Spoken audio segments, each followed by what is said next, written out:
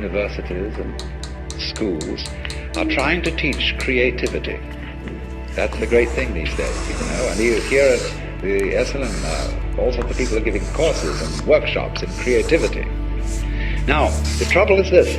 If we found out a method whereby we could teach creativity, and everybody could just explain how it was done, it would no longer be of interest.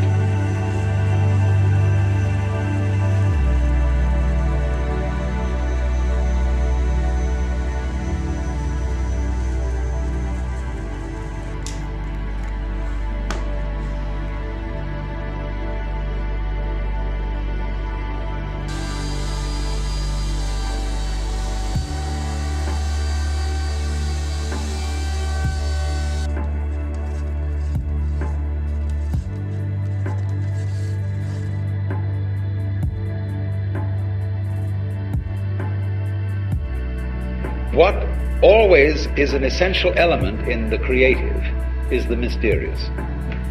The dark, it's like the black in lacquer. The impenetrable, and yet the profound depth out of which glorious things come, but nobody can see why.